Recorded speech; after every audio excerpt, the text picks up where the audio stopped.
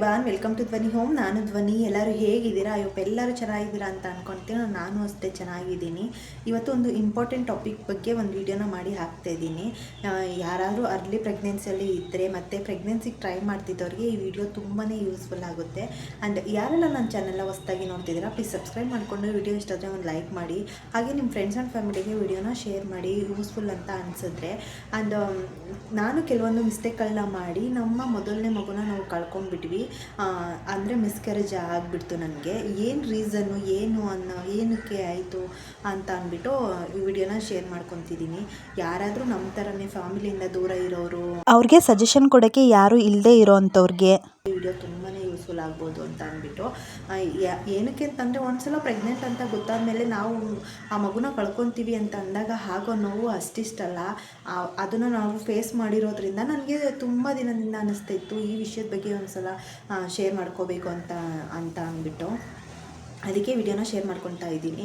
ನಮ್ಮದು ಏನು pregnancy planning ಏನು ಇರಲಿಲ್ಲ. ಓಕೆನಾ, ನಾವು ಈಗಲೇ ಮಗು ಬೇಡ ಅಂತ ಅಂದ್ಕೊಂಡು ನಾವು ಪ್ಲ್ಯಾನಿಂಗಲ್ಲಿದ್ವಿ. ಬಟ್ ಅನ್ಫಾರ್ಚುನೇಟ್ಲಿ ನಾನು ಆ ಮಂತ್ ಕನ್ಸೀವ್ ಅಂತ ಗೊತ್ತಾಯಿತು. ಕನ್ಸೀವ್ ಆಗೋಕ್ಕೂ ಮುಂಚೆ ನನಗೆ ಆ ಮಂತು ತುಂಬಾ ಸಿಂಟಮ್ಸ್ ಇತ್ತು. ಆ್ಯಂಡ್ ನಾನು ಸ್ಕೂಲಲ್ಲಿ ವರ್ಕ್ ಮಾಡ್ತಾಯಿದ್ದೆ. ಸಿಕ್ಕಾಪಟ್ಟೆ ಸುಸ್ತಾಗ್ತಿತ್ತು ನನಗೆ. ಮನೇಲೂ ಕೆಲಸ ಮಾಡ್ಕೊಳಕ್ಕಾಗ್ತಾಯಿರಲಿಲ್ಲ. ತುಂಬ ಟಯರ್ಡ್ ಅಂತ ಅನಿಸೋದು, ಸುಸ್ತು ಅಂತ ಅನಿಸೋದು. ಬಟ್ ಸ್ಕೂಲ್ಗೆ ಹೋಗಲೇಬೇಕಿತ್ತು, ರಜಾ ಹಾಕೋ ಆಗಿರಲಿಲ್ಲ. ನಾನು ಮನೇಲೂ ಕೆಲಸ ಮಾಡ್ಕೊಳ್ಳೇಬೇಕಿತ್ತು. ಬೆಳಿಗ್ಗೆ ಟಿಫನ್ ಎಲ್ಲ ಮಾಡಿಕೊಂಡು ಸ್ಕೂಲ್ಗೆ ಹೋಗಬೇಕಿತ್ತು. ಇನ್ನು ಬಂದು ನೈಟ್ ಡಿನ್ನರ್ ಎಲ್ಲ ನಾನೇ ಪ್ರಿಪೇರ್ ಮಾಡಬೇಕಿತ್ತು. ಈ ಥರ ಆದರೂ ಸುಸ್ತಾಗೋದು. ಬಟ್ ಆ ಟೈಮ್ ಆವಾಗ ಆ ಮಂತ್ ನಾನು ಅಬ್ಸರ್ವ್ ಮಾಡಿದೆ, ಏನಕ್ಕೋ ನನ್ನ ಬಾಡಿಲಿ ಇಷ್ಟೊಂದು ಚೇಂಜಸ್ ಆಗ್ತಾ ಇದೆಯಲ್ವಾ, ಇಷ್ಟೊಂದು ಸುಸ್ತಾಗ್ತಿದೆ. ಯಾವಾಗಲೂ ನಾನು ಈ ಥರ ಇರಲಿಲ್ಲ, ನಾರ್ಮಲಾಗಿ ಆ್ಯಕ್ಟಿವ್ ಆಗಿ ಚೆನ್ನಾಗೇ ಇರ್ತಿದ್ದೆ ಅಂತ ಅಂದ್ಬಿಟ್ಟು. ನೀವು ನಂಬ್ತಿರೋ ಬಿಡ್ತಿರೋ ಗೊತ್ತಿಲ್ಲ, ನನಗೆ ಪೀರಿಯಡ್ ಡೇಟು ಒಂದಿನ ಬಿಫೋರೇ ನಾನು ಟೆಸ್ಟ್ ಮಾಡಿಕೊಂಡೆ. ಆವಾಗಲೇ ನನಗೆ ಪಾಸಿಟಿವ್ ಅಂತ ಗೊತ್ತಾಗ್ಬಿಡ್ತು. ಮಂತ್ಲಿ ರೆಗ್ಯುಲರ್ ಪೀರಿಯಡ್ಸ್ ಕರೆಕ್ಟ್ ಇದ್ದವರಿಗೆ ಆ ಥರ ಗೊತ್ತಾಗ್ಬಿಡುತ್ತೆ. ಕೆಲವೊಬ್ಬರು ಪ್ರೆಗ್ನೆಂಟ್ ಅಂತ ಗೊತ್ತಾಗಬೇಕಂದ್ರೆ ಒಂದು ಮಂತ್ ಮೇಲೆ ಒಂದು ವಾರ ಆಗಬೇಕು, ಆ ಥರ ಒಂದು 10 days ಆದಮೇಲೆ ಆಗಬೇಕು ಅಂತ ಹೇಳ್ತಾರೆ. ಬಟ್ ನನಗೆ ಆ ಥರ ಏನಿಲ್ಲ. ಒಂದು ಮಂತ್ಗೆ ಒಂದೇ ದಿನ, ನಾಳೆ ಪೀರಿಯಡ್ ಡೇಟ್ ಇದೆ ಅಂತಂದರೆ ಹಿಂದಿನ ದಿನವೇ ನಾನು ಟೆಸ್ಟ್ ಮಾಡಿಕೊಂಡೆ. ಏನಕ್ಕೆ ಅಂದರೆ ಬಾಡಿಲಿ ಅಷ್ಟೊಂದು ಚೇಂಜಸ್ ಇತ್ತಲ್ವ ನನಗೆ ಅಂತ ಅಂದ್ಬಿಟ್ಟು. ಸ್ವಲ್ಪ ಲೈಟಾಗಿ ಲೈನ್ ಬಂತು. ನೈಟು ನಾಳೆ ಮಂಡೇ ಅಂದರೆ ಸಂಡೇ ನೈಟು ಟೆಸ್ಟ್ ಮಾಡಿಕೊಂಡೆ. ಆವಾಗ ಲೈಟಾಗಿ ಬಂತು. ನನಗೆ ಒಂದು 50-50 ಇರಬೇಕು ಅಂತ ಅನ್ನಿಸ್ತು. ಬಾಡಿಲೂ ಬೇರೆ ಇಷ್ಟೊಂದು ಚೇಂಜಸ್ ಇದೆ, ಕನ್ಸೀವ್ ಆಗಿದೆ ಅಂತ ಅನಿಸುತ್ತೆ ಅಂತ ಅಂದ್ಕೊಂಡು ಹಾಗೆ ಮತ್ತೆ ಮಂಡೇ ಮಾರ್ನಿಂಗು ಟೆಸ್ಟ್ ಮಾಡಿಕೊಂಡೆ. ಆವಾಗಲೂ ಕೂಡ ಲೈಟಾಗಿ ಲೈನ್ ಬಂತು. ಆವತ್ತೇ ನನಗೆ ಪೀರಿಯಡ್ ಡೇಟ್ ಇದ್ದಿತ್ತು. ಮತ್ತು ಸ್ಕೂಲ್ಗೆ ರೆಡಿಯಾಗಿ ಸ್ಕೂಲ್ಗೆಲ್ಲ ಹೋದೆ. ನಾನು ಮುಗಿಸ್ಕೊಂಡೆಲ್ಲ ಬಂದೆ. ಅವತ್ತು ನೈಟೂ ಒಂದು ಸಲ ಟೆಸ್ಟ್ ಮಾಡಿಕೊಂಡೆ. ಏನಕ್ಕೆ ಅಂತಂದರೆ ಕೆಲವೊಬ್ಬರು ಈ ಪ್ರೆಗ್ನೆನ್ಸಿ ಟೆಸ್ಟ್ ಇದೆಲ್ಲ ಸುಳ್ಳು ಅಂತ ಹೇಳ್ತಾರಲ್ವ, ಸರಿಯಾಗಿ ತೋರಿಸಲ್ಲ ಅದು ಅಂತೆಲ್ಲ ಹೇಳ್ತಾರಲ್ಲ, ಆ ಥರನೂ ಕೂಡ ನನಗೆ ಭಯ ಆಗ್ತಿತ್ತು.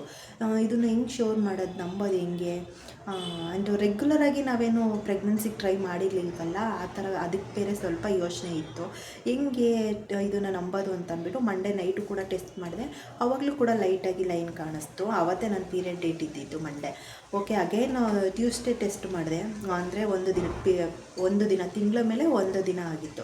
ಅವತ್ತು ಟೆಸ್ಟ್ ಮಾಡಿದಾಗ ಅದು ಸ್ವಲ್ಪ ಡಾರ್ಕಾಗಿ ಚೆನ್ನಾಗಿ ಕಾಣಿಸ್ತು ನನಗೆ ಲೈನು. ಆವಾಗ ಕನ್ಫರ್ಮ್ ಆಯಿತು, ಇಲ್ಲ ನಾನು 3 ಸಲ ಟೆಸ್ಟ್ ಮಾಡಿದ್ದೀನಿ, 3 ಸಲನೂ ಇದು ಪಾಸಿಟಿವ್ ಬಂದಿದೆ ಅಂತ ಅಂದ್ಬಿಟ್ಟು, ಕನ್ಸೀವ್ ಆಗಿದ್ದೀನಿ, ಪ್ರೆಗ್ನೆಂಟು ಅಂತ ಅಂದ್ಬಿಟ್ಟು. ಆ್ಯಂಡ್ ಸ್ಕೂಲ್ಗೆಲ್ಲ ಹೋಗ್ತಿದ್ನಲ್ವ, ಸ್ಕೂಲಲ್ಲಿ ವರ್ಕೆಲ್ಲ ಮುಗಿಸ್ಕೊಂಡು ಬಂದು ಸಂಜೆ ಹಂಗೆ ಹಾಸ್ಪಿಟಲ್ಗೆ ಹೋದೆ. ಅಲ್ಲಿ ಹಾಸ್ಪಿಟಲ್ಗೆ ಹೋಗಿ ತೋರಿಸಿದಾಗ ಡಾಕ್ಟರು ಅದೇ ನಾನು 3 ಸಲ ಟೆಸ್ಟ್ ಮಾಡ್ಕೊಂಡಿದ್ನಲ್ವ, ಅದನ್ನೆಲ್ಲ ತೊಗೊಂಡೋಗಿ ತೋರಿಸ್ದೆ. ಓಕೆ ಡಾಕ್ಟರ್, ಇವಾಗಲೇ ಹೌದು ಇದು ಪ್ರೆಗ್ನೆನ್ಸಿ, ಬಟ್ ಸ್ಕ್ಯಾನಿಂಗಲ್ಲಿ ಇವಾಗಲೇ ಗೊತ್ತಾಗಲ್ಲ, ಅದಕ್ಕೆ ಒಂದು 4 days ಹೋಗಬೇಕು, ಒಂದು 4 days ಆದಮೇಲೆ ಟೆಸ್ಟ್ ಮಾಡಿಸೋಣ, ಬಟ್ ಇದು ಪ್ರೆಗ್ನೆಂಟ್ ಆಗಿದ್ದೀರಾ ಅಂತ ಹೇಳಿದ್ರು. ಎಷ್ಟು ಖುಷಿ ಆಯಿತು ಅಂತಂದರೆ ಸಿಕ್ಕಾಪಟ್ಟೆ ಖುಷಿ ಆಯಿತು ನನಗೆ. ಕಣ್ಣಲ್ಲೆಲ್ಲ ಅಷ್ಟು ನೀರು ಬರ್ತಿದೆ. Unexpected pregnancy. ನಾವು ಪ್ರೆಗ್ನೆನ್ಸಿಗೇನು ಟ್ರೈ ಮಾಡಿ ಏನು ಪ್ರೆಗ್ನೆಂಟ್ ಆಗಿರಲಿಲ್ಲ, ಬೈ ಮಿಸ್ಟೇಕಾಗಿ ಆ ಮಂತ್ ಆಗಿಬಿಟ್ಟಿತ್ತು ಅಷ್ಟೇ. ಆದ್ರೂ ತುಂಬ ಖುಷಿಯಿಂದ ಹ್ಯಾಪಿಯಿಂದ ನಾವು ಅದನ್ನು ಅಕ್ಸೆಪ್ಟ್ ಮಾಡ್ಕೊಂಡ್ವಿ. ಪ್ರೆಗ್ನೆಂಟು, ನನಗೆ ನನ್ನ ಹೊಟ್ಟೆಲಿ ಪಾಪು ಇದೆ, ಈ ಥರ ಎಲ್ಲ ಡ್ರೀಮ್ಗಳು ಸ್ಟಾರ್ಟ್ ಆಗಿಬಿಡ್ತು. ಒಂದು ಎವ್ರಿಡೇ ಕಾನ್ವರ್ಸೇಷನ್ನು ನಾನು ನನ್ನ ಹಸ್ಬೆಂಡ್ ಇಬ್ಬರೂ ನೆಕ್ಸ್ಟ್ ಡೇಗೆ ಪಾಪು ಆದಮೇಲೆ ಹೇಗಿರಬೇಕು, ಮಾಡಬೇಕು, ಹೇಗೆ ಮಗುನ ಹೇಗೆ ನೋಡ್ಕೋಬೇಕು, ಎಲ್ಲ ರೀತಿನೂ ನಾವು ಪ್ಲ್ಯಾನಲ್ಲಿದ್ವಿ. ಬಟ್ ನಾವಿಬ್ಬರೇ ಆ ಖುಷಿನ ಎಂಜಾಯ್ ಮಾಡಿದಾಗಲಿ ನಾವಿಬ್ಬರೇನೆ, ನಾವು ಯಾರಿಗೂ ಕೂಡ ಹೇಳ್ಕೊಂಡಿರಲಿಲ್ಲ. ಬಟ್ ಆ ಟೈಮಲ್ಲಿ ಫ್ಯಾಮಿಲಿಯಿಂದ ನಾವಿಬ್ಬರು ದೂರ ಇದ್ದಿದ್ದರಿಂದ ಯಾರಿಗೂ ಹೇಳ್ಕೊಂಡಿಲ್ಲ ನಾವು ಈ ಥರ ಪ್ರೆಗ್ನೆಂಟು ಅಂತ. ಏನಕ್ಕೆ ಅಂದರೆ ಹೇಳ್ಕೊಂಡ್ರೆ ಅವ್ರು ಅಕ್ಸೆಪ್ಟ್ ಮಾಡ್ತಾರೋ ಇಲ್ವೋ, ಬೇರೆ ಥರ ಏನಾರು ಪ್ರಾಬ್ಲಮ್ ಆಗುತ್ತೇನೋ, ಈ ಥರ ಯೋಚನೆಗಳೇ ನಮ್ಗೆ ಜಾಸ್ತಿ ಇತ್ತು. ಸೊ ಹಂಗಾಗಿ ನಾವು ಯಾರ ಹತ್ರನೂ ಹೇಳ್ಕೊಂಡಿಲ್ಲ. ಆ್ಯಂಡ್ ಮೇನ್ ಥಿಂಗ್, ನನಗೆ ಆ ಟೈಮಲ್ಲಿ ಹೆಂಗಿರಬೇಕು ಏನು ಕೂಡ ನನಗೆ ಗೊತ್ತಿರಲಿಲ್ಲ. ನನಗೆ ಇದ್ದಿದ್ದು ಹೆಲ್ದಿಯಾಗಿರಬೇಕು, ಹೆಲ್ದಿ ಫುಡ್ಡೇ ತಿನ್ನಬೇಕು, ಜಾಸ್ತಿ ವೆಜಿಟೇಬಲ್ಸ್ ಎಲ್ಲ ತಿನ್ನಬೇಕು, ಈ ಥರ ನನಗಿದ್ದಿದ್ದು. ನಾವು ಮತ್ತು ವೆಜಿಟೇಬಲ್ಸ್ ಎಲ್ಲ ತಿನ್ನಬೇಕು ಅಂತ ಅಂದ್ಬಿಟ್ಟು ತುಂಬ ಎಲ್ಲನೂ ತೊಗೊಂಡು ಬಂದುಬಿಟ್ಟೆ. ಜಾಸ್ತಿ ತರಕಾರಿಗಳು ತಿನ್ನಬೇಕು, ಮತ್ತು ಪಲ್ಯಗಳು ಮಾಡ್ಕೊಂಡು ತಿನ್ನಬೇಕು ನಾನು ಜಾಸ್ತಿ ಅಂತ ಅಂದ್ಬಿಟ್ಟು, ಹೆಲ್ದಿಯಾಗಿರಬೇಕು ಅಂತ ಅಂದ್ಬಿಟ್ಟು. ಹಾಗೇನು ಸ್ಕೂಲ್ಗೂ ಕೂಡ ಬೈಕಲ್ಲೇ ಅಬ್ಬಿನೇ ಡ್ರಾಪ್ ಮಾಡ್ತಾಯಿದ್ರು ನನ್ನನ್ನು. ಹೋಗ್ತಾ ಇದ್ದೆ, ಬರ್ತಿದ್ದೆ.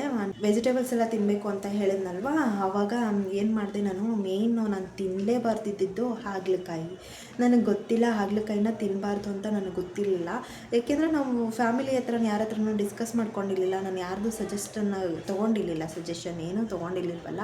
ಹಂಗಾಗಿ ಹಾಗಲಕಾಯಿನ ತೊಗೊಂಡು ಬಂದುಬಿಟ್ವು. ಅದು ನನಗೆ ಹಾಗಲಕಾಯಿ ಪಲ್ಯ ಅಂದ್ರೆಲ್ಲ ಇಷ್ಟ, ತಿಂತೀನಿ, ಆ ಥರ ಎಲ್ಲ ಏನಿಲ್ಲ. ಹಬಿಗೂ ಇಷ್ಟ ಇದ್ದಿದ್ದರಿಂದ ಜಾಸ್ತಿ ಮಾಡ್ತಿದ್ವಿ ನಾವು ಹಾಗಲಕಾಯಿ ಪಲ್ಯನ. ಹಾಗಲಕಾಯಿ ಪಲ್ಯ ಮಾಡ್ಕೊಂಡು ತಿಂದೆ ಒಂದು 2 ಟೈಮ್ಸ್, ಜಾಸ್ತಿನೇ ತಿಂದ್ಬಿಟ್ಟೆ ಹಾಗಲಕಾಯಿ ಪಲ್ಯನ. ತಿನ್ನಲೇಬಾರ್ದಂತೆ, ಅದು ಹೊಟ್ಟೆ ತುಂಬ ಬರೀ ಪಲ್ಯನೇ ತಿಂದಿದ್ದೀನಿ. ಯಾಕೆಂದರೆ ಅದು ನನಗೆ ಗೊತ್ತಿದ್ದಿದ್ದು ಹೆಲ್ದಿಯಾಗಿದೆ, ಬ್ಲಡ್ ಎಲ್ಲ ಚೆನ್ನಾಗಿ ಇನ್ಕ್ರೀಸ್ ಆಗಿಬಿಡುತ್ತೆ, ಆ ಥರ ಇದ್ದಿದ್ದು. ಮೈನ್ ಥಿಂಗ್, ಯಾರೇ ಪ್ರೆಗ್ನೆಂಟ್ ಇದ್ರೂ ಪ್ಲೀಸ್ ಹಾಗಲಕಾಯಿ ಅಂತೂ ತಿನ್ನೋಕೆ ಹೋಗಲೇಬೇಡಿ. ಜಸ್ಟ್ ಅದು ಬಿಫೋರ್ 3 ಮಂತ್ಸ್ವರೆಗೂ ತಿನ್ನಲೇಬಾರ್ದು. ಅದನ್ನು 3 ಮಂತ್ಸ್ ಆದಮೇಲೆ ನೀವು ತಿಂತೀನಿ ಅಂತಂದರೆ ಸ್ವಲ್ಪ ತಿನ್ನಬೇಕಷ್ಟೆ, ಒಂದು ಸ್ವಲ್ಪ ಕ್ವಾಂಟಿಟಿಯಲ್ಲಿ, ಒಂದು ಬೌಲಲ್ಲಿ ಒಂದಿಷ್ಟು ತಿನ್ಬೋದೇನೋ ಅಷ್ಟೇ. ಸ್ವಲ್ಪ ಕ್ವಾಂಟಿಟಿಯಲ್ಲಿ ತಿನ್ಬಹುದು ಇನ್ ಕೇಸ್ ನೀವು ತಿನ್ನಲೇಬೇಕು ಅಂತ ಇದ್ದರೆ. ಬಟ್ 3 ಮಂತ್ಸ್ ಕಂಪ್ಲೀಟ್ ಆಗೋವರೆಗೂ ಹಾಗಲಕಾಯಿ ತಿನ್ನಲೇಬಾರ್ದು. ನಾನು ತಿಂದ್ಬಿಟ್ಟೆ. ಅದೊಂದು ಮೇನ್ ಮಿಸ್ಟೇಕ್ ಆಗಿದ್ದು ನನಗೆ. ಗೊತ್ತಿರಲಿಲ್ಲ ನನಗೆ ಹಾಗಲಕಾಯಿ ತಿನ್ನಲೇಬಾರ್ದು ಅಂತ ಗೊತ್ತಿರಲಿಲ್ಲ. ಆಮೇಲೆ ನಾನು ನಂದು ಈ ಮಿಸ್ಕ್ಯಾರೇಜ್ ಎಲ್ಲ ಆದಮೇಲೆ ಕುತ್ಕೊಂಡು ಥಿಂಕ್ ಮಾಡಿದಾಗ ನನಗೆ ಗೊತ್ತಾಗಿದ್ದು ಇದು ನಾನು ಮಾಡಿರೋ ಮಿಸ್ಟೇಕು ಅಂತ ಅಂದ್ಬಿಟ್ಟು. ಕೆಲವೊಬ್ರು ವೀಡಿಯೋಸ್ಗಳೆಲ್ಲ ನಾನು ಡಾಕ್ಟರ್ಸ್ ಹೇಳಿರೋದು ಎಲ್ಲನೂ ಚೆಕ್ ಮಾಡಿದೆ. ಡಾಕ್ಟರ್ನೂ ಕೂಡ ನಾನು ಹೋಗಿ ಕೇಳಿದೆ, ಈ ಥರ ಹಿಂಗೆ ತೊಗೊಂಡ್ಬಿಟ್ಟಿದ್ದೆ, ಕನ್ಸ್ಯೂಮ್ ಮಾಡಿದ್ದೆ ಹಾಗಲಕಾಯಿನ ಅಂತ. ಡಾಕ್ಟರು ಇಲ್ಲ, ತಿನ್ನಬಾರ್ದಪ್ಪ, ಅದರಲ್ಲಿ ಕಹಿ ಅಂಶ ಎಲ್ಲ ಜಾಸ್ತಿ ಇರುತ್ತೆ, ಮತ್ತು ಡೈಜೆಷನ್ ಸರಿಯಾಗಿ ಆಗಲ್ಲ, ಅದರಿಂದ ಹೊಟ್ಟೆ ನೋವು ಬಂದು ಅದು ಬ್ಲೀಡಿಂಗ್ ಸ್ಟಾರ್ಟ್ ಆಗಿಬಿಡುತ್ತೆ, ಆ ಥರ ಆಗುತ್ತೆ ಅಂತ ಹೇಳಿದ್ರು. ಹಾಗಲಕಾಯಿ ಪಲ್ಯ ತಿಂದ್ಬಿಟ್ಟಿದ್ದೆ. ಆಮೇಲೆ ನೆಕ್ಸ್ಟ್ ಇನ್ನೊಂದು ಏನು ಅಂತಂದರೆ ಮಶ್ರೂಮು ಅಷ್ಟೇ ಜಾಸ್ತಿ ತೊಗೊಂಡು ಬಂದುಬಿಟ್ವಿ ನಾನು. ಅದು ಹೆಲ್ದಿ ಅಂತ ಅಂದ್ಬಿಟ್ಟು, ಹೈ ಪ್ರೋಟೀನ್ ಇದೆ ಇದರಲ್ಲೆಲ್ಲ, ನಾನು ಇದನ್ನು ತಿನ್ನಬೇಕು, ಬ್ಲಡ್ಡೆಲ್ಲ ಚೆನ್ನಾಗಿ ಇನ್ಕ್ರೀಸ್ ಆಗುತ್ತೆ, ಬೇಬಿನೂ ಚೆನ್ನಾಗಿ ಡೆವಲಪ್ಮೆಂಟ್ ಆಗುತ್ತೆ ಅಂತ ಅಂದ್ಬಿಟ್ಟು ಮಶ್ರೂಮು ತೊಗೊಂಡು ಬಂದುಬಿಟ್ಟಿದ್ವಿ. ನೀವು ನಂಬ್ತಿರೋ ಬಿಡ್ತಿರೋ 3 ಟೈಮ್ಸ್ ಕಂಟಿನ್ಯೂಸ್ ಮಶ್ರೂಮ್ ಬಿರಿಯಾನಿ ಅಂತೆ, ಮಶ್ರೂಮ್ ಗ್ರೇವಿ ಅಂತೆ, ಮತ್ತು ಮಶ್ರೂಮ್ ಪೆಪ್ಪರ್ ಫ್ರೈ ಆ ಥರ ಅಂತೆ, ಮಶ್ರೂಮ್ ಕಬಾಬ್ ಅಂತೆ, ಈ ಥರ ಮಾಡ್ಕೊಂಡೇ ತಿಂತಿದ್ದೀನಿ ನಾನು. ಅದು ಒಂದು ಮೇನ್ ಮಿಸ್ಟೇಕು. ಮಶ್ರೂಮಲ್ಲಿ ಜಾಸ್ತಿ ಬ್ಯಾಕ್ಟೀರಿಯಾಗಳಿರುತ್ತೆ, ಅದನ್ನು ತುಂಬ ಫ್ರೆಶ್ ಆಗಿರಬೇಕು ಆ್ಯಂಡ್ ನೋಡಿಕೊಂಡು ತಿನ್ನಬೇಕು ಮಶ್ರೂಮ್ನ. ಅದರಲ್ಲಿ ಮೆಡಿಷನ್ಸ್ ಎಲ್ಲ ಜಾಸ್ತಿ ಇರುತ್ತೆ ಆ್ಯಂಡ್ ಬ್ಯಾಕ್ಟೀರಿಯಾಗಳು ಜಾಸ್ತಿ ಇರೋದ್ರಿಂದ ಅರ್ಲಿ ಪ್ರೆಗ್ನೆನ್ಸಿಲಿ ತಿನ್ನೋದಷ್ಟು ಸೇಫ್ ಅಲ್ಲ. ನಾನು ಸೆಕೆಂಡ್ ಮಿಸ್ಟೇಕ್ ಮಾಡಿದ್ದು ಮಶ್ರೂಮ್ನ ತಿಂದಿದ್ದು. ಅಗೇನ್ ಅದಾದಮೇಲೆ ಏನು ಅಂದರೆ 2 ಮಂತ್ಸ್ ನನಗೆ ಕಂಪ್ಲೀಟ್ ಆಯಿತು. ಹಿಂಗೇನೆ ನಾನು ಇದನ್ನೆಲ್ಲ ಕನ್ಸ್ಯೂಮ್ ಮಾಡ್ಕೊಂಡು ಬಂದೆ. 2 ಮಂತ್ಸ್ ಅಂತ ಆಗಿತ್ತು. ಆ್ಯಂಡ್ ಸ್ಕ್ಯಾನ್ ಎಲ್ಲ ಮಾಡಿಸಿದಾಗ ಪ್ರೆಗ್ನೆಂಟ್ ಅಂತ ಹೇಳಿದ್ರು ಡಾಕ್ಟರು. ಆವಾಗ ತಾನೇ ಯೋಗ್ಸಾಕ್ ಅದೆಲ್ಲ ಬಂದಿದೆ, ಪ್ರೆಗ್ನೆಂಟು ಅಂತ ಹೇಳಿದರು. ಬಟ್ ಬೇಬಿದು ಅದು ಫೀಟಲ್ ಇದೆಯಲ್ಲ, ಬೇಬಿ ಅಂತ ಏನು ಹೇಳಲ್ಲ, ಫೀಟಲ್ ಅಂತ ಹೇಳ್ತಾರೆ. ಫೀಟಲೆಲ್ಲ ಏನೇನ ಕಾಣಿಸ್ತಾ ಇರಲಿಲ್ಲ ನನಗೆ ಆವಾಗ. ಅಗೇನ್ ನಾವು ಏನು ಮಾಡಿದೆ ಅಂದರೆ 2 ಮಂತ್ಸ್ ಆಗ್ತಿದೆಯಲ್ವಾ, ಏನಾಗಲ್ಲ ಅಂತ ಅಂದ್ಬಿಟ್ಟು ಚಿಕನ್ನು, ಅದು ನಾಟಿ ಕೋಳಿ ಚಿಕನ್ ಬರುತ್ತಲ್ವ, ಅದನ್ನು ತಿಂದ್ಬಿಟ್ಟೆ. 2 ಮಂತ್ಸ್ ಆಯ್ತಲ್ವಾ, ಇನ್ನೇನು ಅಂತ ಅಂದ್ಕೊಂಡು. ಅದನ್ನು ತಿನ್ನಬಾರ್ದು, ನಾಟಿ ಕೋಳಿ ಅದು ಸಿಕ್ಕಾಪಟ್ಟೆ ಹೀಟು, ತಿನ್ನಲೇಬಾರ್ದು.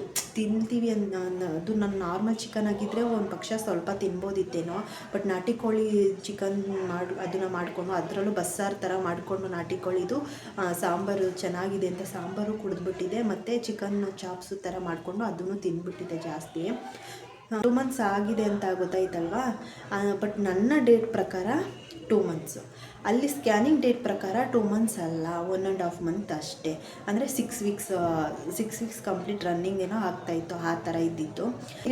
ಮಿಸ್ಕ್ಯಾರೇಜ್ ಹೆಂಗಾಯಿತು ಅಂತ ಅಂದರೆ, ನಾನು ಇದನ್ನೆಲ್ಲ ಚೆನ್ನಾಗಿ ತಿಂತಿದ್ದೆ. ಹಿಂದಿನ ದಿನವೂ ನಾಟಿ ಕೋಳಿ ಸಾಂಬಾರೆಲ್ಲ ಮಾಡಿಕೊಂಡು ತಿಂದಿದ್ದೆ ಅಲ್ವಾ.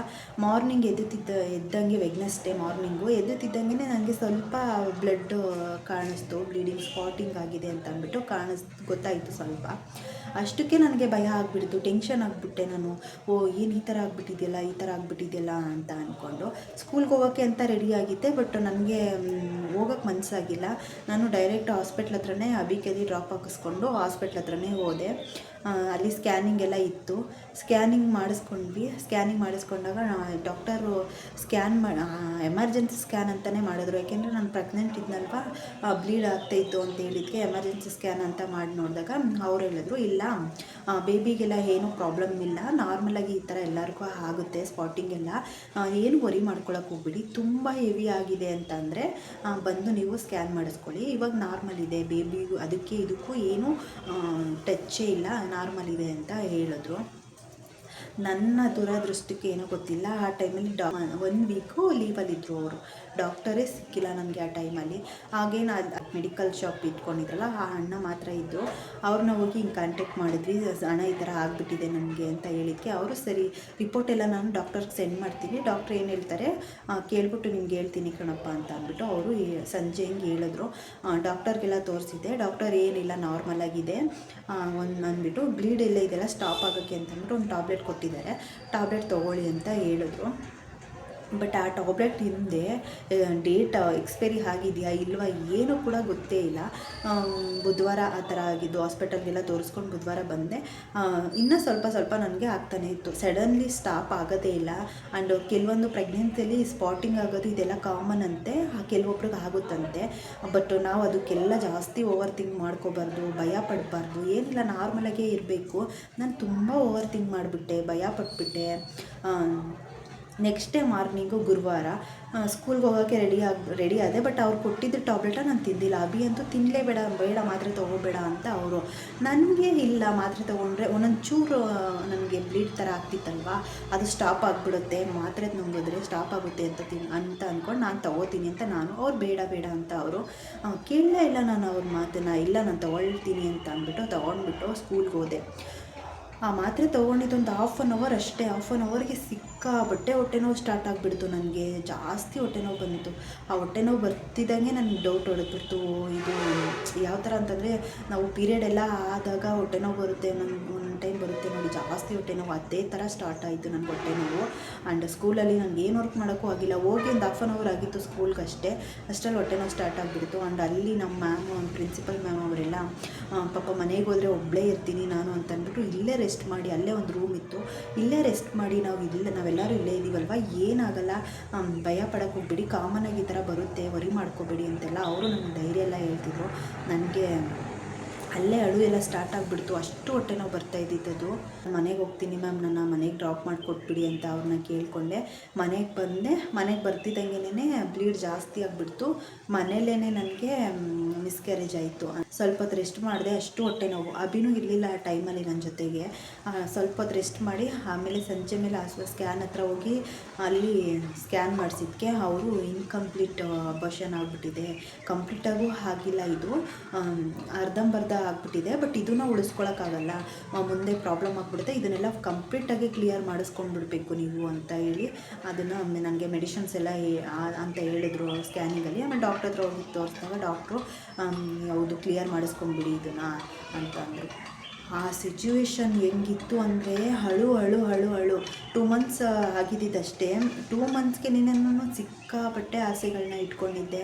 ಆ್ಯಂಡ್ ಎವ್ರಿ ಡೇ ನನ್ನ ನನ್ನ ಹೊಟ್ಟೆ ಎಲ್ಲನೂ ಮುಟ್ಟಿ ನೋಡ್ಕೊತಿದ್ದೆ. ಆ ಹೊಟ್ಟೆ ಒಳಗಡೆ ಪಾಪು ಇದೆ, ಇವಾಗ ಪಾಪು ಇದೆ ಅಂತ ಅಂದ್ಕೊಂಡು ಆಗಲೇ ನಾನು ಕಾನ್ವರ್ಸೇಷನ್ ಮಾಡೋಕ್ಕೆ ಸ್ಟಾರ್ಟ್ ಮಾಡಿಬಿಟ್ಟಿದ್ದೆ ಮಗು ಜೊತೆಗೆ. ಸಖತ್ತು ಆಸೆ ಇತ್ತು. ಅನ್ಎಕ್ಸ್ಪೆಕ್ಟೆಡ್ ಪ್ರೆಗ್ನೆನ್ಸಿ ಆಗಿದ್ರೂ ಸಖತ್ತು ಖುಷಿಯಿಂದ ಅಕ್ಸೆಪ್ಟ್ ಮಾಡ್ಕೊಂಡಿದ್ವಲ್ವಾ. 2 ಮಂತ್ಸ್ಗೆ ತುಂಬ ಆಸೆ. ಎವ್ರಿ ಡೇ ನಾನು ಹೊಟ್ಟೆ ಮುಟ್ಕೊಂಡೇ ಮಲ್ಕೋತಿದ್ದಿದ್ದು, ಪಾಪು ಇದೆ ಅಂತ ಅದ್ರ ಜೊತೆ ಮಾತಾಡ್ಕೊಂಡು ಮಲ್ಕೋತಿದ್ದೆ. ಅವರಿಲ್ಲ ಹಿಂಗೆ ಅಬಾರ್ಷನ್ ಆಗಿದೆ ಅಂತೆಲ್ಲ ಹೇಳಿದಾಗ ಹತ್ತಿದ್ದೀನಿ ಅಷ್ಟು ಅವಳು ನನಗೆ. ಡಾಕ್ಟ್ರ್ ಮುಂದೆನೇ ಹತ್ಬಿಟ್ಟೆ. ಡಾಕ್ಟರು ಅವರೇ ಸಖತ್ತು ಸಮಾಧಾನ ಮಾಡ್ತಿದ್ರು. ಏನೋ ಕಳ್ತೀರಾ, ಅಳಬಾರ್ದು, ಹಾಗೇನು ಒಂದು 6 ಮಂತ್ಸಲ್ಲೆಲ್ಲ ಮತ್ತೆ ಆಗುತ್ತೆ, ಅದು ಎಷ್ಟು ಬೇಗ ದಿನಗಳು ಕಳೆಯುತ್ತೋ ಗೊತ್ತಾಗಲ್ಲ, ಸ್ಟ್ರಾಂಗ್ ಆಗಿರಬೇಕು, ಇಷ್ಟಕ್ಕೆಲ್ಲ ಹಿಂಗೆ ನಿಮ್ಮ ಪುಣ್ಯ ಇಷ್ಟು ಬೇಗನೆ ಹಿಂಗಾಗಿದೆ. ತುಂಬ ಜನಕ್ಕೆ ಜಾಸ್ತಿ ತಿಂಗಳೆಲ್ಲ ಆದಮೇಲೆ ಆದಮೇಲೆ ಆ ಥರ ಆಗಿಬಿಡುತ್ತೆ, ಅವರೆಲ್ಲ ಹಿಂಗೆ ತಡ್ಕೋಬೇಕು ಅಂತೆಲ್ಲ ಧೈರ್ಯ ಎಲ್ಲ ಹೇಳಿದ್ರು. ಬಟ್ 1 ವೀಕ್ ಬೇಕಾಯಿತು ನಾನು ಅದರಿಂದ ರಿಕವರಿ ಆಗೋಕ್ಕೆ. ಏಕೆಂದರೆ ಎವ್ರಿಡೇ ನೈಟ್ ನನಗೆ ನಿದ್ದೆನೇ ಬರ್ತಿರ್ಲಿಲ್ಲ. ನಾನು ಪಾಪು ಇದೆ ಅಂತ ಅಂದ್ಬಿಟ್ಟು ಎಷ್ಟು ಕೇರ್ಫುಲ್ಲಾಗಿ ಇರ್ತಿದ್ದೆ, ಈ ಥರ ಆಗಿಬಿಡ್ತಲ್ಲ ಅಂತೆಲ್ಲ ತುಂಬ ಅಳು ಬರ್ತಿತ್ತು. ಆ ಥರ ಆಯಿತು ನನ್ನ ಮಿಸ್ಕ್ಯಾರೇಜು. ಆ್ಯಂಡ್ ಇನ್ನೊಂದೇನು ಗೊತ್ತಾ, ಜಾಸ್ತಿ ನಾವು ಓವರ್ ಥಿಂಕ್ ಮಾಡಬಾರ್ದು, ಯೋಚನೆ ಮಾಡಬಾರ್ದು. ನನ್ನ ಡೇಟ್ ಪ್ರಕಾರ 2 ಮಂತ್ಸ್ ಅಂತ ಹೇಳಿದೆ ಅಲ್ವಾ, ಸ್ಕ್ಯಾನಿಂಗ್ ಡೇಟ್ ಪ್ರಕಾರ 2 ಮಂತ್ಸ್ ಆಗಿರಲಿಲ್ಲ. 6 ವೀಕ್ಸ್ ಕಂಪ್ಲೀಟ್, 7 ವೀಕ್ಸ್ ರನ್ನಿಂಗ್ ಏನೋ ಅಷ್ಟೇ ಇದ್ದಿದ್ದು. ಅದಕ್ಕೂ ಮುಂಚೆ ನಾನು 2 ಟೈಮ್ಸ್ ಸ್ಕ್ಯಾನ್ ಮಾಡಿಸ್ಬಿಟ್ಟಿದ್ದೀನಿ. ಪ್ರೆಗ್ನೆಂಟ್ ಅಂತ ಬೇಗನೆ ಗೊತ್ತಾಗ್ಬಿಡುತ್ತಲ್ವ ನನಗೆ, 1 ಮಂತ್ ಮೇಲೆ ಒಂದೇ ದಿನಕ್ಕೆ ಗೊತ್ತಾಗಿತ್ತು. ಆವಾಗ ಒಂದು 4 ಡೇಸ್ ಬಿಟ್ಟು ಒಂದು ಸಲ ಸ್ಕ್ಯಾನ್ ಮಾಡಿಸಿದಾಗ ಅವ್ರು ಇನ್ನೂ ಅದೇ ಯೋಗ್ ಸಾಕೋದೆಲ್ಲ ಬಂದಿದೆ, ಬೇಬಿ ಎಲ್ಲ ಇನ್ನೂ ಏನು ಕಾಣಿಸ್ತಿಲ್ಲ ಅಂತ ಹೇಳಿದ್ರ. ಆವಾಗಲೂ ಟೆನ್ಷನ್ ಆಗಿಬಿಡ್ತು, ಅಯ್ಯೋ ಯಾಕೆ ಇನ್ನೂ ಕಾಣಿಸ್ತಿಲ್ಲ ಅಂತ ಹೇಳ್ತಿದ್ದಾರೆ ಅಂತ ಅಂದ್ಬಿಟ್ಟು. ಅಗೇನ್ ಮತ್ತೆ ಇನ್ನು 10 ಡೇಸ್ ಬಿಟ್ಟು ಬನ್ನಿ ಅಂತ ಹೇಳಿದ್ರು. ಬಟ್ ನಾವೇನು ಮಾಡಿದ್ವಿ, ಈ 10 ಡೇಸ್ ನನಗೆ ಗೊತ್ತಿರಲಿಲ್ಲ, ನಂದು ಅದು ಹೊಸ ಲೈಫ್ ಅಲ್ವಾ, ಬೇಗನೆ ತೋರಿಸ್ಕೊಂಡ್ಬಿಡ್ಬೇಕು ಅಂದ್ಬಿಟ್ಟು 10 ಡೇಸ್ ಬಿಟ್ಟು ಹೋಗೇ ಇಲ್ಲ ನಾನು. 7 ಡೇಸ್ ಬಿಟ್ಟು ಹೋದೆ. ಅಷ್ಟರಲ್ಲಿ ಹಾರ್ಟ್ಬೀಟು ಸ್ಮಾಲಾಗಿ ಕಾಣಿಸ್ತಿದೆ, ಅಷ್ಟು ಕ್ಲಿಯರಾಗಿ ಬಂದಿಲ್ಲ ಅಂತ ಹೇಳ್ಬಿಟ್ರು. ಆವಾಗ 5 ವೀಕ್ಸು 3 ಡೇಸ್ ಏನೋ ಅಷ್ಟೇ ಆಗಿದ್ದಿತ್ತು ಸ್ಕ್ಯಾನ್ ಡೇಟ್ ಪ್ರಕಾರ. ನನ್ನ ಡೇಟ್ ಪ್ರಕಾರ ಆಗಲೇ 2 ಮಂತ್ಸ್ ಹತ್ತತ್ರ ಆಗ್ತಾಯಿದೆ. ಇನ್ನು ಒಂದು 4-5 ಡೇಸ್ ಆದರೆ 2 ಮಂತ್ಸ್ ಕಂಪ್ಲೀಟ್ ಆಗಿಬಿಡುತ್ತೆ. ಇವ್ರು ಇನ್ನೂ ಹಾರ್ಟ್ಬೀಟ್ ಬಂದಿಲ್ವಲ್ಲ ಅಂತ ಹೇಳ್ತಿದ್ರಲ್ಲ, ಏನಕ್ಕೆ ನನ್ನ ಬೇಬಿ ಹೆಲ್ದಿಯಾಗಿದೆಯಾ, ಅನ್ಹೆಲ್ದಿನಾ, ಏನೇನೋ ಯೋಚನೆಗಳು. ಎಷ್ಟು ಟೆನ್ಷನ್ ಮಾಡ್ಕೊಂಡ್ಬಿಟ್ಟಿದೆ ಅಂದರೆ, ಅವ್ರು ಯಾವಾಗ ಹಾರ್ಟ್ಬೀಟ್ ಬಂದಿಲ್ಲ ಚೆನ್ನಾಗಿ ಅಂತ ಅಂದ್ಬಿಟ್ರು, ಅಯ್ಯೋ ದೇವರೇ ಯಾಕೆ ಹಿಂಗಾಯಿತು ಅಂತೆಲ್ಲ ಸಖತ್ತು ಟೆನ್ಷನ್ ಮಾಡ್ಕೊಂಡ್ಬಿಟ್ಟಿದ್ದೆ. ಆ ಥರನೂ ಮಾಡೋಕ್ಕೆ ಹೋಗಬೇಡಿ. ಪ್ರೆಗ್ನೆಂಟ್ ಅಂತ ಗೊತ್ತಾದಮೇಲೆ ಆರಾಮಾಗಿರಿ, ಎಲ್ಲ ನಾರ್ಮಲಾಗಿ ನ್ಯಾಚುರಲಾಗೇ ಇರುತ್ತೆ. ಆ್ಯಂಡ್ ಪ್ರೆಗ್ನೆಂಟ್ ಅಂತ ಗೊತ್ತಾಗಿದ ನಂತರ 1 ತಿಂಗಳ ಮೇಲೆ ಒಂದೇ ದಿನಕ್ಕೆಲ್ಲ ಹಾಸ್ಪಿಟಲ್ಗೆ ಹೋಗಬೇಡಿ. ಅಟ್ಲೀಸ್ಟ್ ಒಂದು 10 ಡೇಸ್ ಆದರೂ ಆಗಬೇಕು, ಆವಾಗ ಚೆನ್ನಾಗಿ ಗೊತ್ತಾಗುತ್ತೆ. ಆ್ಯಂಡ್ ಪ್ರೆಗ್ನೆನ್ಸಿ ಕನ್ಫರ್ಮ್ ಆದಮೇಲೆ ನಮ್ಮ ಡೇಟ್ಗಿಂತ ಸ್ಕ್ಯಾನಿಂಗ್ ಡೇಟೇ ಇಂಪಾರ್ಟೆಂಟು. ಸ್ಕ್ಯಾನಿಂಗ್ ಡೇಟಲ್ಲಿ ಬೇಬಿ ಯಾವ ಟೈಮಲ್ಲಿದೆ ಏನೋ ಅನ್ನೋದು ಚೆನ್ನಾಗಿ ಗೊತ್ತಾಗುತ್ತೆ. ನಾವು ಒಬ್ಬೊಬ್ಬರಿಗೆ ಹಿಂದೆ ಮುಂದೆ ಕನ್ಸೀವ್ ಆಗಿದೆ ಅಂತ ಹೇಳ್ತಾರಲ್ವ, ನಮ್ಮ ಡೇಟ್ಗೂ ಅದಕ್ಕೂ ಒಂದು 15 ಡೇಸೇ ಡಿಫ್ರೆನ್ಸ್ ಇರುತ್ತೆ. ನಾವು ಓವರ್ ಥಿಂಕ್ ಮಾಡ್ತೀವಿ, 2 ಮಂತ್ಸ್ ಆಗಿದೆ ಬೇಬಿ, ಇಷ್ಟೊತ್ತಿಗೆ 2 ಮಂತ್ಸ್ಗೆ ಎಷ್ಟೋ ಡೆವಲಪ್ಮೆಂಟ್ ಆಗಿರಬೇಕು ಅಂತ. ಬಟ್ ಸ್ಕ್ಯಾನಿಂಗ್ ಡೇಟ್ ಪ್ರಕಾರ ಅಷ್ಟಾಗಿರಲ್ಲ, ಆ ಥರ ಎಲ್ಲ ಇರುತ್ತೆ. ಆ್ಯಂಡ್ ಜಾಸ್ತಿ ಓಡಾಡೋಕ್ಕೆಲ್ಲ ಹೋಗಬೇಡಿ. ನಾನು 2nd ಫ್ಲೋರಲ್ಲಿ ಇದ್ದಿದ್ದು. ನಾವು ಎವ್ರಿಡೇ ನಾನು ಇಳಿತಾ ಇದ್ದೆ ಆ್ಯಂಡ್ ಬೈಕಲ್ಲಿ ಜರ್ನಿ ಹೋಗ್ತಾಯಿದ್ದೆ ಬರ್ತಾಯಿದ್ದೆ. ಆ್ಯಂಡ್ ಈ ಥರ ಗೊತ್ತಿಲ್ಲದೆ ಈ ಥರ ಫುಡ್ಗಳೆಲ್ಲ ತಿಂದ್ಬಿಟ್ಟಿದ್ದೆ. ಇದೆಲ್ಲ ಪ್ರಾಬ್ಲಮ್ ಆಗಿ ಮಿಸ್ಕ್ಯಾರೇಜ್ ಆಯಿತು. ನನಗಾಗಿರೋ ಎಕ್ಸ್ಪೀರಿಯನ್ಸ್ನ ನಿಮ್ಗಳ ಜೊತೆ ಶೇರ್ ಮಾಡ್ಕೊಂಡಿದ್ದೀನಿ. ಆ್ಯಂಡ್ ತುಂಬ ಕೇರ್ಫುಲ್ಲಾಗಿರಿ, ಅಟ್ಲೀಸ್ಟ್ 3 ಮಂತ್ಸ್ವರೆಗೂ ಕೇರ್ಫುಲ್ಲಾಗಿರಿ. ಆ್ಯಂಡ್ ಎಲ್ಲರಿಗೂ ಇದೇ ಥರ ಆಗುತ್ತೆ ಅಂತಲೂ ನಾನು ಹೇಳಲ್ಲ, ಎಲ್ಲರ ಬಾಡಿ ಒಂದೇ ಥರ ಇರಲ್ಲ ಅಲ್ವಾ. ಬಟ್ ನನಗೆ ಈ ಥರ ಆಯಿತು, ಇದಕ್ಕೆ ರೀಸನ್ಗಳು ನಾನು ಕೊಟ್ಟಿದ್ದೀನಿ, ಏನು ರೀಸನ್ ಅಂತ ಅಂದ್ಬಿಟ್ಟು. ವಿಡಿಯೋ ನಿಮ್ಗೆ ಇಷ್ಟ ಆದರೆ ಗೊತ್ತಲ್ವಾ, ಒಂದು ಲೈಕ್ ಮಾಡಿ. ಹಾಗೆ ನನ್ನ ಚಾನಲ್ ಏನಾರು ನಿಮ್ಗೆ ಇಷ್ಟ ಆದರೆ ಸಬ್ಸ್ಕ್ರೈಬ್ ಮಾಡಿಕೊಂಡು ನಿಮ್ಮ ಫ್ರೆಂಡ್ಸ್ ಆ್ಯಂಡ್ ಫ್ಯಾಮಿಲಿಗೆ ವಿಡಿಯೋ ಯೂಸ್ ಆಗುತ್ತೆ ಅಂದರೆ ವಿಡಿಯೋನ ಶೇರ್ ಮಾಡಿ. ಸಿಗೋಣ ನೆಕ್ಸ್ಟ್ ವಿಡಿಯೋದಲ್ಲಿ. Thank you for watching.